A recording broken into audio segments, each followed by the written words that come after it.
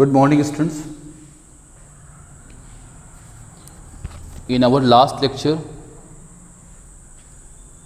we had a discussion on the line spectrum of hydrogen atom. Students, today we are going to discuss the concept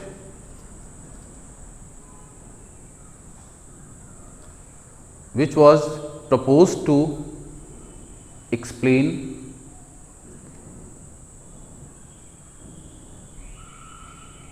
shortcomings of Rutherford models, structure of hydrogen atom and line spectrum of hydrogen atom. In 1913, and this concept, which is based on the quantization of energy, the Planck's concept of quantization of energy, this is called Bohr's atomic model. Students, जो Rutherford के model की जो कमियां रही हैं वो कमी atomic stability को लेकर के थी। साथ ही साथ जो हाइड्रोजन एटम की जो स्ट्रक्चर है और उसका जो लाइन स्पेक्ट्रम आपको मिला था उसको एक्सप्लेन करने के लिए 1913 में बोर ने एक मॉडल प्रपोज किया था हाइड्रोजन एटम के लिए।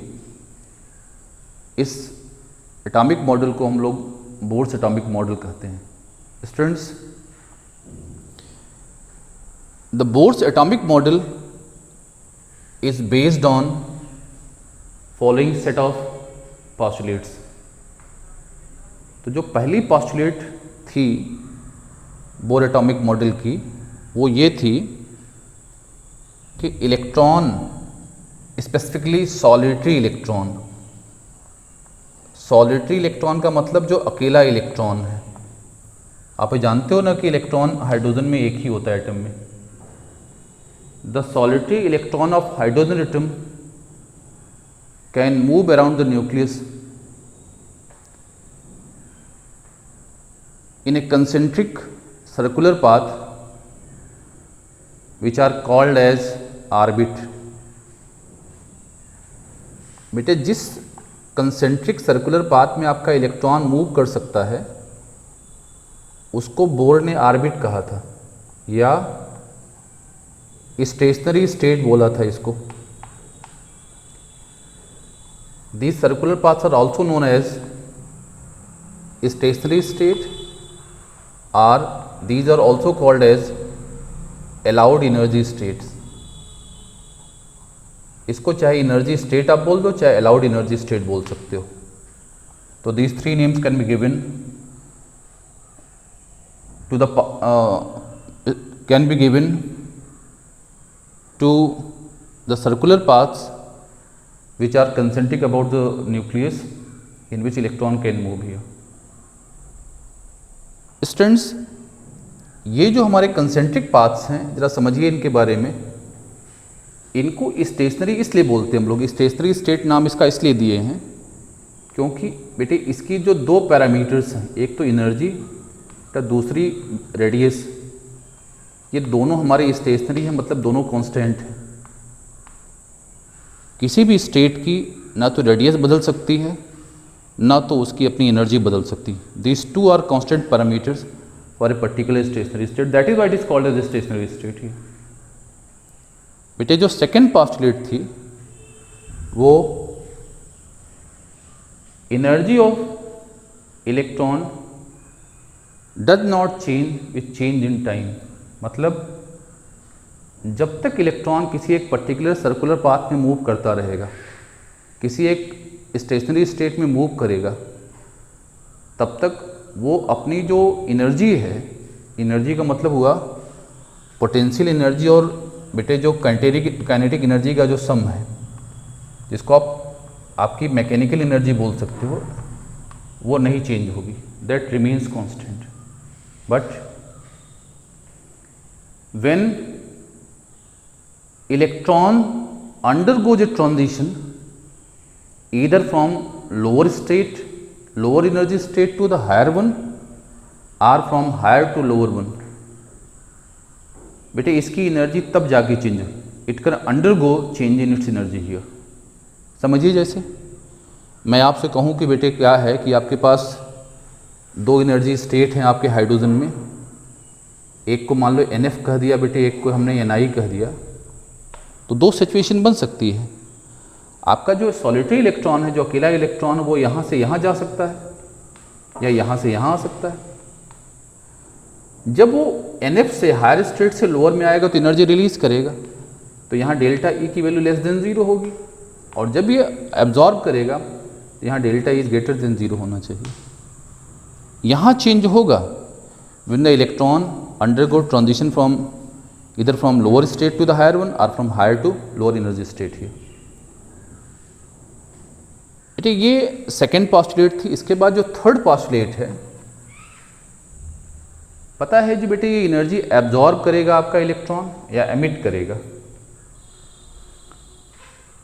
दिस एमिशन और absorption of energy always takes place in the form of electromagnetic radiation, that always occurs through the electromagnetic radiation। तो जो थर्ड पॉस्टुलेट है, जिसको फ्रीक्वेंसी रूल बोलते हैं आप हैं बेटे, ये बताता है कि जो एब्जॉर्प्शन या एमिशन में जो इलेक्ट्रोमैग्नेटिक रेडिएशन इन्वॉल्व है उसकी जो फ्रीक्वेंसी होगी, तो that should be given as nu is equal to delta E by H। Delta E by H आप जान रहे हो प्लॉन्क कांस्टेंट है, इसकी वैल्यू होती है 6.626 10⁻⁻34 जूल इंटू सेकेंड हियर। बेटे ये इसके बराबर होगी। सो आप कह सकते हैं अगर एनर्जी चेंज की वैल्यू पता हो तो definitely we can calculate the frequency associated with the electromagnetic radiation that may transmitted और absorb during the transition of electron here. Students, ये जैसे अगर इसको और सिंप्लीफाई करें इस एक्सप्रेशन को, तो मैं अगर मान लूँ कि आपकी उसी डायग्राम से देखिए, जो आपकी NF स्टेज है, एनर्जी लेवल है, उसकी एनर्जी को अगर हम लोग क्या करें, EF ले लें, EF, और जो इनिशियल है जो उसको EI ले लें, तो delta E can be replaced as EF minus EI upon H। Putting all the values, definitely you can calculate the frequency of electromagnetic radiation associated here. So this particular relation which is used to determine frequency of electromagnetic radiation, इसी को frequency rule बोलते हैं। बेटे जो fourth postulate है इस model की, वो है एंगुलर मोमेंटम को लेकर के। इलेक्ट्रॉन का जो एंगुलर मोमेंटम है उसको लेकर के बेटे एक पॉस्टुलेट है, जिसको हम लोग अपने लैंग्वेज में कहते हैं quantization of angular momentum. Quantization of angular momentum means बेटे ये हुआ कि जैसे आपकी एनर्जी क्वांटाइज्ड है, उसी तरह आपका जो इलेक्ट्रॉन है, जिसे इलेक्ट्रोमैग्नेटिक रेडिएशन की बेटे जो एनर्जी क्वांटाइज्ड है, इसी तरह आपका जो इलेक्ट्रॉन का जो एंगुलर मोमेंटम वो भी क्वांटाइज्ड है। और आप अपने 11th क्लास में भी पढ़ोगे, हो सकता पढ़ लिए हो, जिसमें आपने सर्कुलर मोशन में, जैसे लीनियर मोशन में आप लीनियर मोमेंटम की बात करते हो, वैसे आप कोई बॉडी बेटे अगर सर्कुलर पाथ में मूव कर रही है तो उससे एसोसिएटेड जो मोमेंटम होता है उसको हम लोग एंगुलर मोमेंटम बोलते हैं। इसकी वैल्यू आप निकालोगे तो that found to be MEVR, और MEVR को बेटे हम लोग कहते हैं it is expression for the angular momentum for the electron. We have taken here the mass of electron as ME, और ये सर्कुलर पाथ में जो स्टेशनरी स्टेट है बेटे किसी पर्टिकुलर स्टेशनरी स्टेट में ये v वेलोसिटी से मूव कर रही है और इस जो स्टेशनरी स्टेट की जो रेडियस है वो r है। तो नो डाउट इस बेटे इससे एसोसिएटेड, इस इलेक्ट्रॉन से एसोसिएटेड जो एंगुलर मोमेंटम होगा बेटे वो MEVR होगा और according to Bohr that must be equal to n into h upon 2 pi. That should be multiple of बेटा n into h upon 2 pi. मतलब क्या हुआ कि इलेक्ट्रॉन केवल उन्हीं स्टेट में मूव कर सकता, उसी स्टेशनरी स्टेट में मूव करेगा जहाँ पर उसके एंगुलर मोमेंटम की वैल्यू क्या होगी बेटे h अपॉन 2 पाई की क्या होगी n टाइम होगी। जहाँ पे n की वैल्यू आप कह सकते हो this is 1 2 3 4 5 and so on so. बेटे जो n है इसी को आर्बिट्रेरली हम हमसे बात करेंगे, इसको हम लोग डिफरेंट स्टेशनरी स्टेट की प्रिंसिपल क्वांटम नंबर बोलते हैं। These are the number designated to the different stationary state present around the nucleus. सबसे क्लोज जो होती है उसको 1 कहते हैं, जिसको के सेल आप बोलते थे अपने 10th में, इसको m, इसको n, इसको ऐसे से बोलते थे। तो जो डिफरेंट आपकी आर्बिट्स हैं उनको हमने एक नंबर दिया हुआ है बेटे, और इन नंबर को हम लोग अपनी लैंग्वेज में प्रिंसिपल क्वांटम नंबर की बात करते हैं। हम बताएंगे आपको नेक्स्ट क्वांटम नंबर पे जब बात करेंगे। तो students these are the important postulates of Bohr's atomic model for hydrogen atom. अब इनसे भी इम्पॉर्टेंट बात क्या है कि ये सारी जो कंसेप्ट है, जो पॉस्टुलेट्स है, इसकी बेसिस पर बेटे बोर ने कुछ इम्पॉर्टेंट कंक्लूजन वहाँ पे ड्रॉ किए थे। तो उन सारे कंक्लूजन को एक एक करके आप लीजिए। जो पहला कंक्लूजन था it is about the radius of stationery state.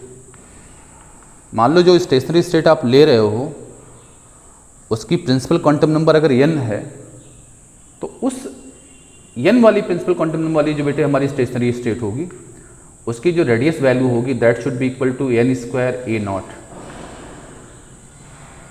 a naught बेटे वो स्टेशनरी स्टेट है जो न्यूक्लियस के सबसे क्लोज है, जिसको आप n इज इक्वल टू 1 बोल सकते हो। मोस्ट ऑफ द टाइम बेटे जो हमारा इलेक्ट्रॉन है हाइड्रोजन का बेटे वो इसी स्टेट में रिजाइड करता है, इसी में प्रेजेंट होता है और इसकी वैल्यू बेटे मेजर की गई, its value is found to be 52.9 picometre. So आप जनरलाइज कर सकते हो कि किसी भी एनर्जी स्टेट की अगर रेडियस की वैल्यू आपको निकालनी हो तो इसको आप लोग n स्क्वायर इंटू 52.9 पिकोमीटर लिख सकते हो। बेटे जो a naught is equal to 52.9 picometre है इसी को हम लोग radius of first Bohr orbit बोलते हैं, इसको बोर ऑर्बिट बोलते हैं और इस बोर ऑर्बिट को हम लोग ground state of hydrogen atom बोलते हैं। मतलब अगर आप इलेक्ट्रॉन आपका जो है solitary if it is present in first energy state तो आप कहेंगे वो उसकी ग्राउंड स्टेट है। तो सेकंड जो बात आती है एनर्जी ऑफ जो अलाउड एनर्जी स्टेट्स बेटे उनकी बात En की बात करिए तो मिला क्या एक्सप्रेशन बेटे जो निकाला गया this is 2.18 10 power negative 18 into Z square upon n square, sorry 2.18 10 power negative 18 upon n square बताता जूल में बेटे वैल्यू आएगी। अगर इसकी बात करो तो आप क्या कर सकते हो, using this expression you can calculate the energy of any one of the state. जैसे मान लो आपने ग्राउंड स्टेट की बात करनी चाहो हाइड्रोजन में तो आप यहाँ 1 पुट कर दो तो कहेंगे जो ग्राउंड स्टेट में हमारा इलेक्ट्रॉन होगा that should be associated with energy of 2.18 पर नेगेटिव 18 हियर। ऐसे ऐसे 2 3 4 करते जाओगे आपको डिफरेंट स्टेट्स की एनर्जी मिलती जाएगी। स्टूडेंट्स एक बात और समझिए, एक सिचुएशन ये आपको मैं देता हूँ कि let we have n is equal to infinite, मतलब इनफाइनाइट एनर्जी स्टेट में वो प्रेजेंट है। जब आपका हाइड्रोजन का जो इलेक्ट्रॉन है वो इनफाइनाइट स्टेट में पहुँच जाएगा डेफिनेटली ये न्यूक्लियस के इफेक्ट से फ्री हो जाएगा। जब ये न्यूक्लियस के इफेक्ट से फ्री हो जाएगा तो बेटे ये क्या करेगा, ये H प्लस आयन बना लेगा। वो आपका जो हाइड्रोजन होगा that converted into H plus ion और बेटे इसको आयोनाइज स्टेट ऑफ हाइड्रोजन बोलेंगे। इसीलिए जब आप n is equal to infinite put करते हो तो यहाँ पे E इन्फाइनाइट की जो वैल्यू 0 हो जाती है,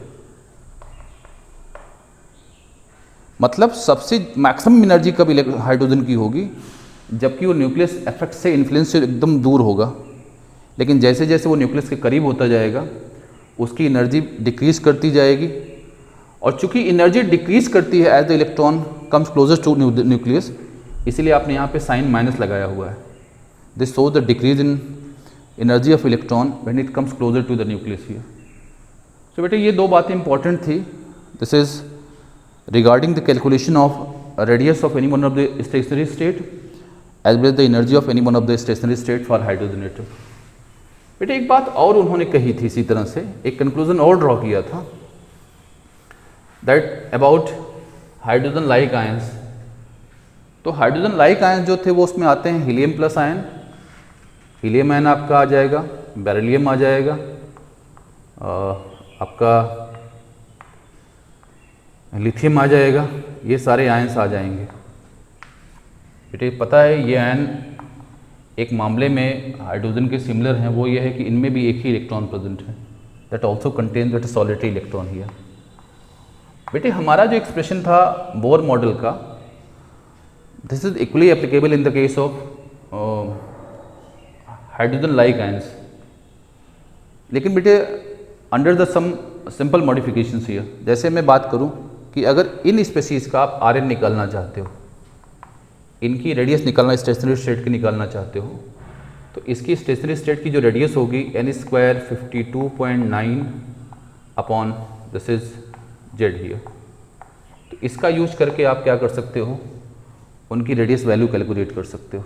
लाइकवाइज जब आप E n निकालते हो, एनर्जी ऑफ स्टेट निकालते हो, तो this is 2.18 -18 Z of that is n square.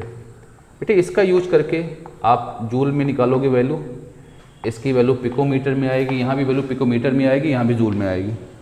So definitely from all these expression that is using the expression first and second, you can calculate the energy and radius of it a different energy state of hydrogen atom. Likewise you can